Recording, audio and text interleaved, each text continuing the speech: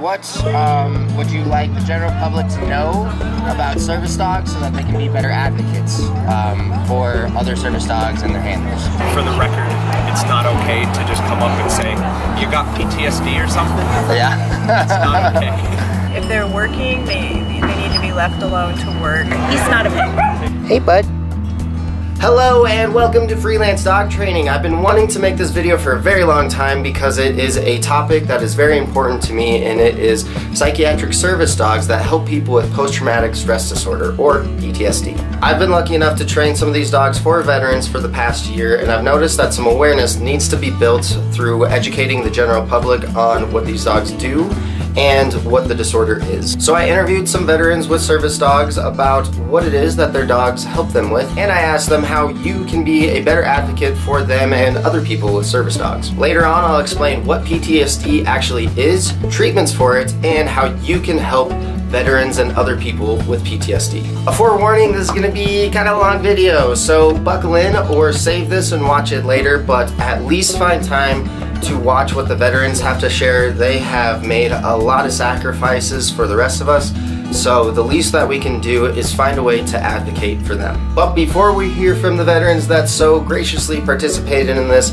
let me give you a little bit of background on what service dogs actually are so you know what we're talking about here. There are a lot of different types of service dogs or assistant dogs. There's guide dogs for the blind, hearing dogs for the deaf, mobility dogs for the disabled, and there's psychiatric service dogs that help their owners with any type of mental conditions such as post-traumatic stress disorder, autism, schizophrenia, depression, anxiety, bipolar disorder, and more. Now, therapy dogs are meant to improve the emotional states of other people, and emotional support animals are meant to improve the emotional state of their owner. Neither therapy dogs or emotional support animals require rigorous testing, and they do not have access to public spaces, besides airplanes. So without further ado, here are some veterans, but actually one more ado. I want to thank them for participating because it's not easy to be in front of camera and be so vulnerable about this disorder, but I think that it can help a lot of other people that are suffering from PTSD by getting this information out there, so thank you guys so much. What is the service that your dog provides for you that you are most grateful for? I gotta be most grateful for the fact that he grounds me in situations that are kind of sketchy, like certain areas with a lot of people. He is attuned to my emotions, and with that, he can tell when I'm not having a good time. And he does a great job of getting my attention, saying, hey, I'm here, focus on me instead. Nice. So he does that. I super appreciate it. Thank you, buddy. Yeah. So good. What is the thing that he helps you with the most? Most is, for me, in crowds. Also, I have several injuries that if I go down and I have problems getting up, he will help me stand. Yeah. What about some emotional support and things? How does he help you in those situations? He loves his dad. Yeah. There are times when he will sense when I'm down. He will start jumping and getting my attention away from it. Well, primarily she helps me out a lot with my PTSD, but we're also training her to help me physically, mobility issues, standing up, walking, going up hills, things of that nature.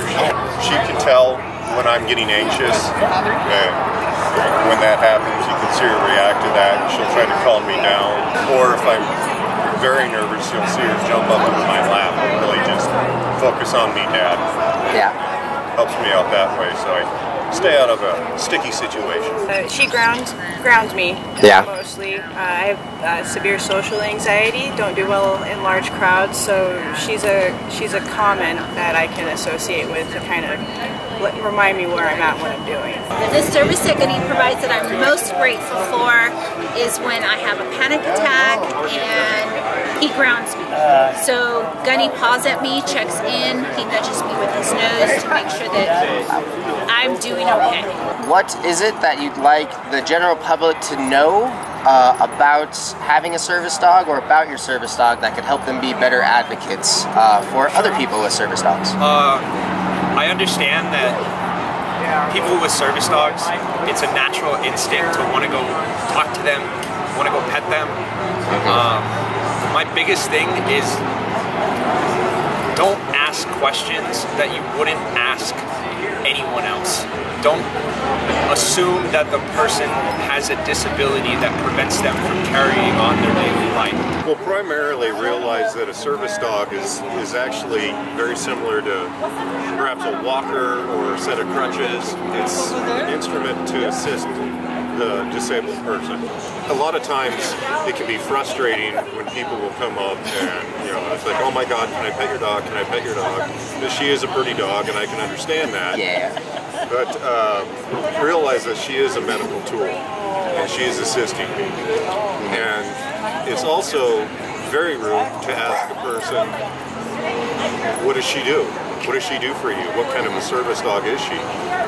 It's akin to going up and asking a person in a wheelchair, well, how come your legs don't work? Yeah, it's pretty invasive. Rude. Yeah.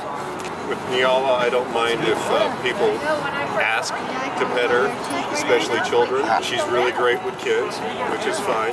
As long as they ask and show respect that she is a service dog, I don't have any issues with that. Yeah.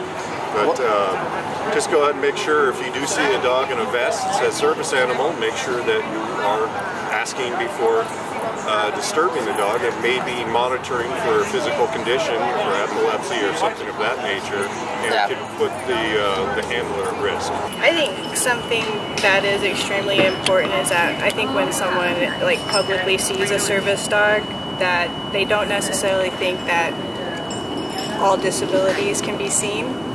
Some people, like myself, that have a disability that is not physical, I think there's an assumption made where they think, oh, it's not really a service dog, they just want to have an excuse to have their dog out in public. Yeah. And they're not really aware of the service that the dog is actually providing. If I put a patch on her that says ask to pet, I would really appreciate it if they asked me to pet, you know, because you want distractions, but when they're starting out learning, you kind of want to control and limit the amount of distractions that they're exposed to. If they're working, they need to be left alone to work. Gunny is wearing a label that says do not touch. So if you see a handler or a team out there with their service dog, please respect that. Or don't shout out, look at that person with their service animal. That makes me very uncomfortable and self-conscious. It's difficult to be in a large group setting or in a large crowd. I get very anxious. So please respect us. It is difficult to be out in public, as it is.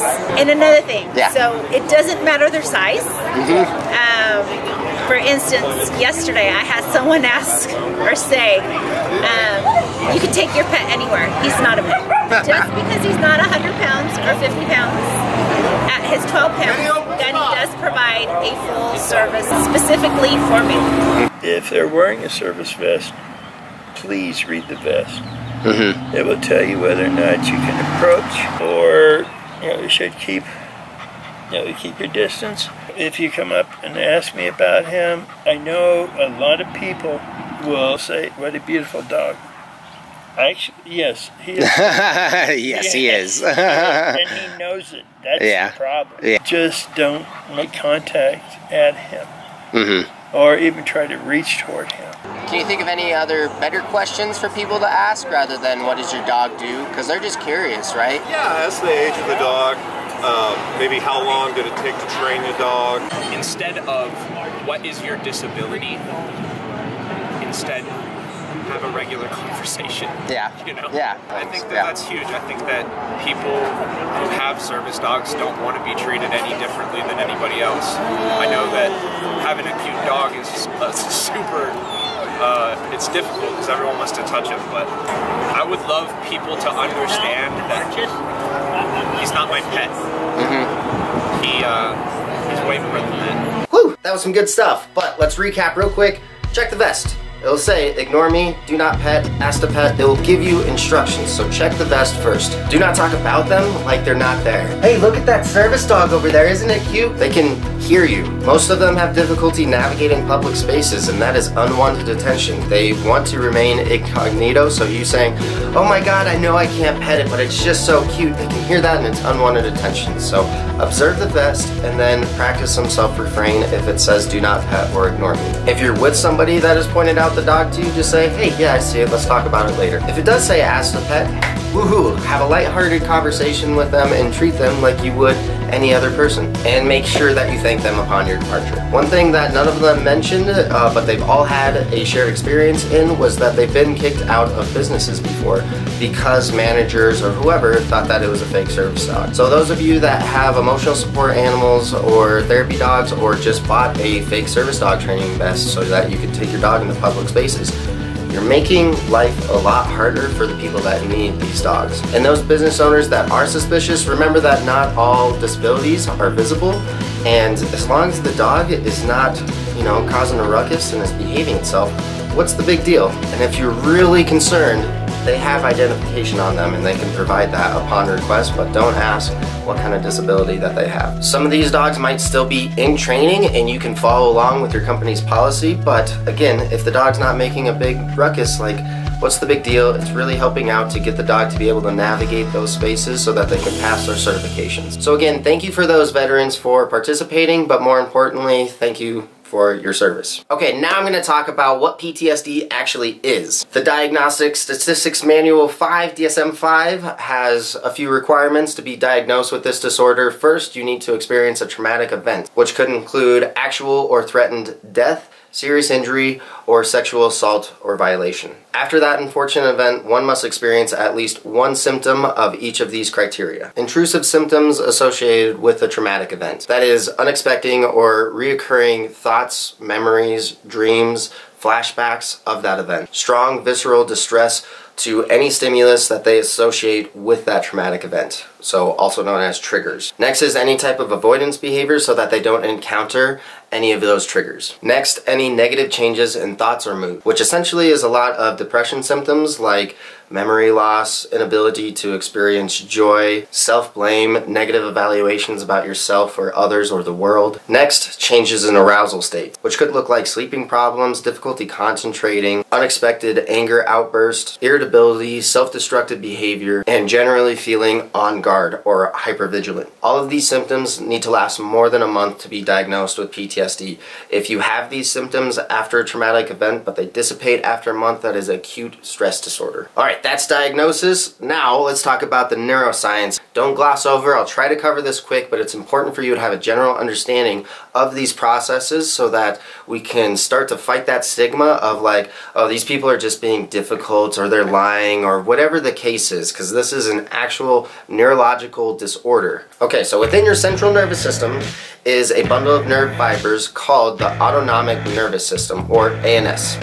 Don't laugh. Which has two other groups within it that are associated with stress response called the sympathetic nervous system and the parasympathetic nervous system. When you encounter stress or danger, your hypothalamus tells your sympathetic nervous system, the SNS, to initiate some involuntary actions in your organs, like speeding up your heart rate to help you address whatever danger or situation that you're in. Your SNS also stimulates adrenal glands, which activate hormones like adrenaline that help you in this situation. Another system involved in the stress response is the HPA pathway, or axis, which simultaneously secretes other stress hormones like cortisol. So there's your quick neurological and physiological explanation of what that stress response is that puts people in a heightened state of arousal or flight or fight response. When the perceived danger passes, your parasympathetic nervous system, or your PNS, again, don't laugh, helps us return back to a regular body state. So say that you're late for work. Your SNS is going to get you frustrated or in a state of arousal,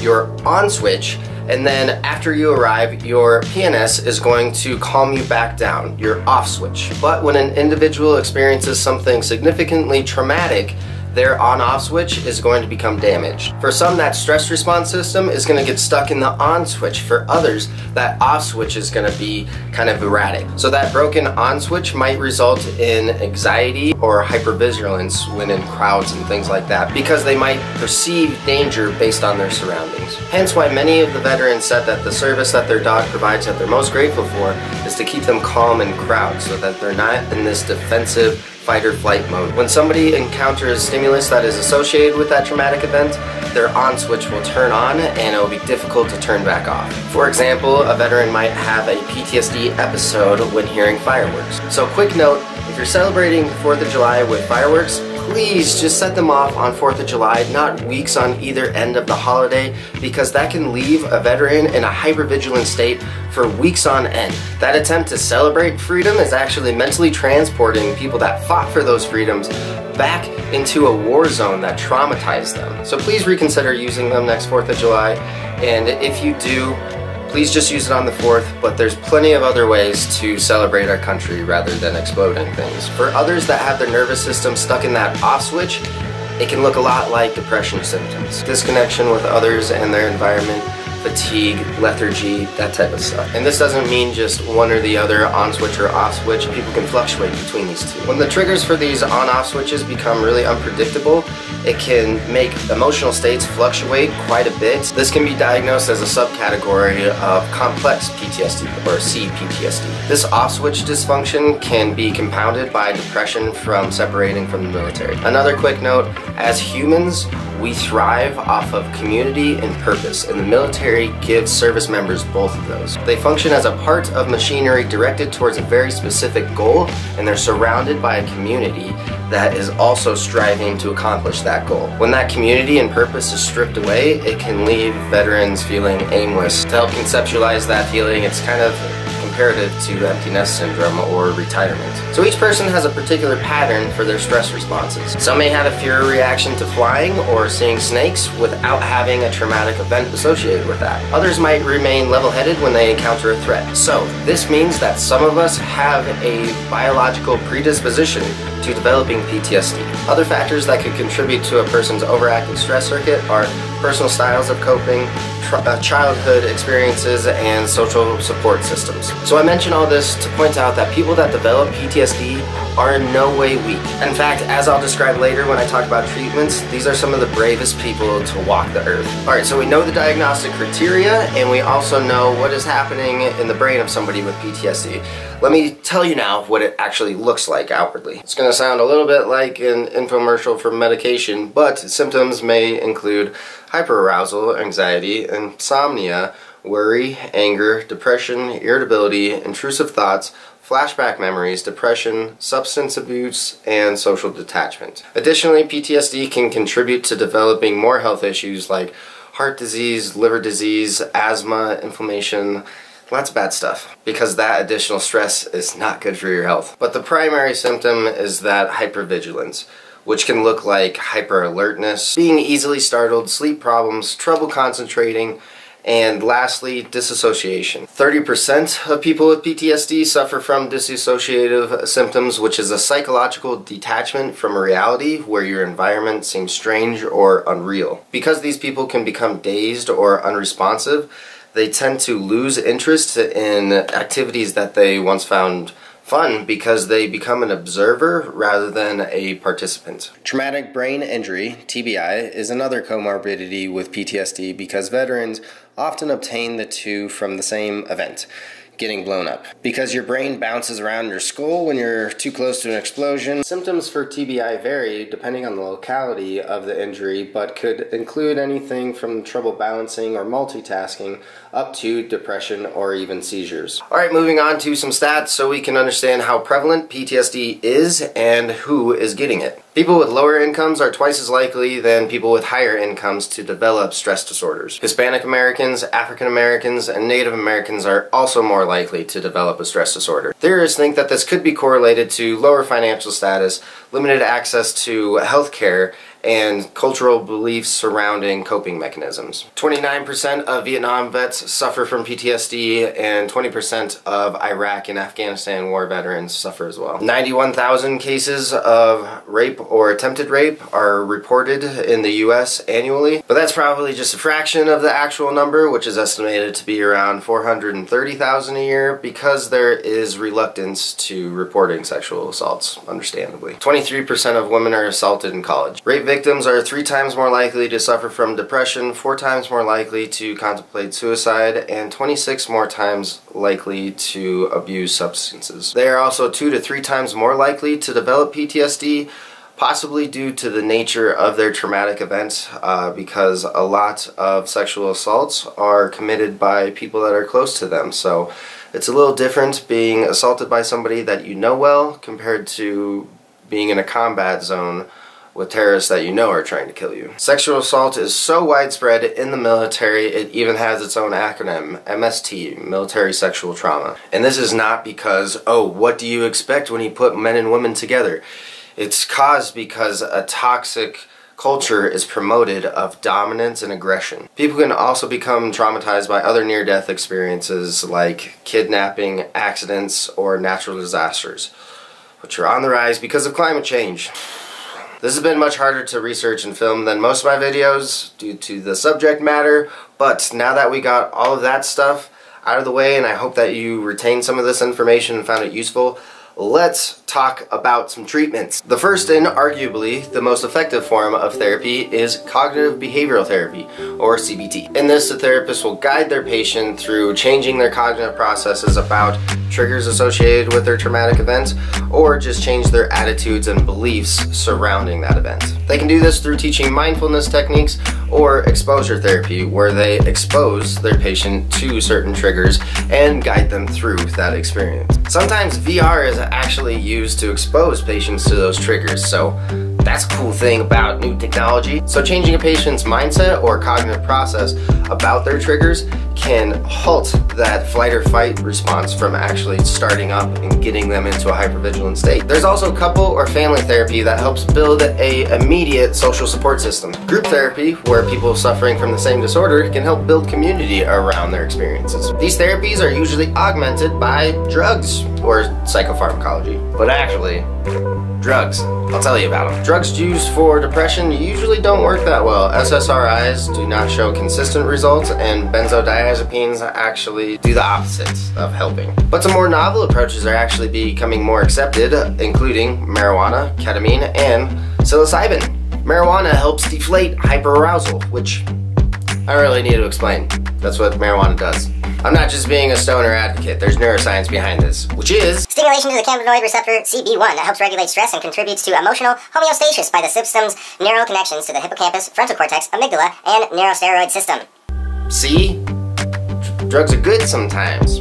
And guess what? Ketamine is known as a street drug and a horse tranquilizer, but it has actually been showing some efficacy in treating depression. And guess what? MDMA and mushrooms help too. The administration of MDMA during that exposure therapy, where they are confronted with their triggers, actually puts them in a mindset of being more confident and diminishes things like anxiety and depression. Hallucinogenic drugs like psilocybin, the active ingredient in mushrooms, have shown to create new neural pathways. So when doing that therapy to create a new mindset about those triggers, it can make the brain a little bit more moldable to forming new thought patterns. The administration of these drugs are controlled in microdoses with professionals. So there may be some moral ambiguity because those are all Schedule I drugs, but if people are suffering, let's try to find some ways to help them. And I saved the best form of therapy for last, service dogs, because they're just so great in every aspect. Service dog companies can have a variety of approaches. Some of them train dogs for 2 years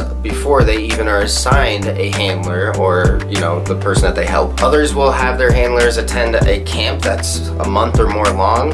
And the one that I work for, we just do weekend classes with dogs that already live with their handlers and we help them train the dog so they actually kind of become a dog trainer themselves. These dogs are taught up to 70 commands, which could be anything from basic obedience to positioning cues to getting their veteran to calm down when they are triggered. Although these dogs go through strenuous training, not every dog can do this job. A lot of it is based off of their natural temperament and the connection that they make with their handler. These dogs help their handlers get out of that hypervigilant state.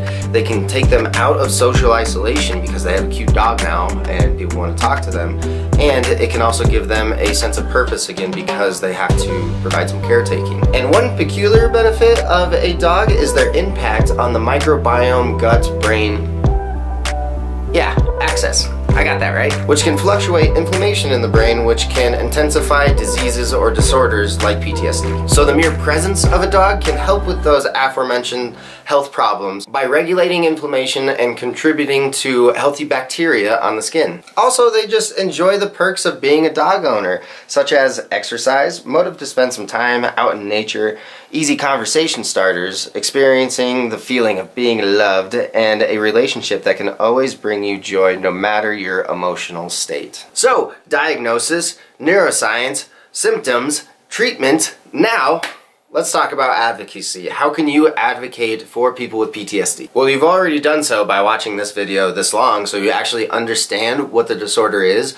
but let's increase some awareness now. The Me Too movement helped expose the pervasiveness of sexual assaults in our society. There's been a lot of slut walks in various cities throughout the US over the past few years that protest the culture of victim blaming. There's a social media movement out there that raises awareness that 22 veterans a day take their lives. The month of June is PTSD Awareness Month. There's a mental health movement going on right now, thankfully, that is decreasing stigma associated with mental health. Now, PTSD victims need social support from their close friends and family. Some factors that aid in recovery include high self-esteem, economic security, accurate information, and healthy decision making. So please help your friends build up these factors. If you are worried that somebody that you know is contemplating suicide and you need to have a difficult conversation with them, an acronym that can help guide you through that conversation is ALGE. Assess for risk of suicide or harm. So this can include just straight up asking them, are you thinking of killing yourself, and do you have a plan? Next, listen non-judgmentally. Do not interrupt, do not try to relate it to any of your experiences. Let them talk and provide a really caring ear. Give them reassurance and information. You don't need to have that information right on hand or memorized, but you can help them look it up. Encourage appropriate professional help. There's so much stigma around seeking help that you can be part of defeating that stigma and encouraging them to go see someone. Then lastly, encourage self-help and other support strategies. So don't just rely on the therapist to do all the work. Find ways that you can help. Be open and communicative and spend some time on coming up with solutions together. Lastly,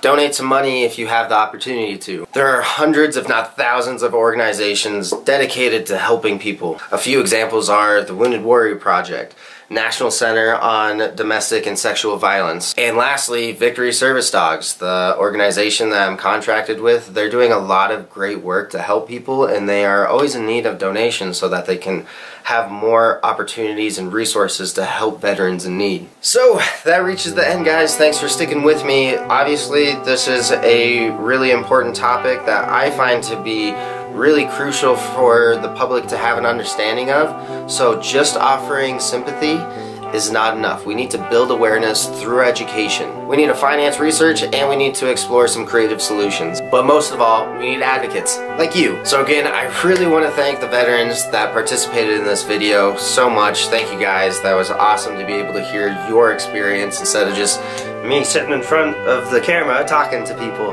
If you found this video informational or helpful in any way, please share it with your friends so that we get more people educated on this issue so that we're all involved in coming up with solutions for it. But yeah, I think that's it. So sign off, have fun training your dog, spend 5 minutes a day teaching it something fun and useful.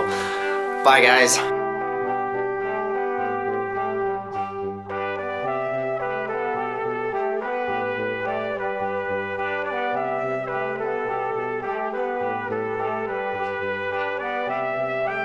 During that exposure therapy, some factories, like psilocybin. If you're celebrating 4th of July with fire notes, biologically predisposed, cognitive behavioral of these a bundle of nerve fiber, I can't talk,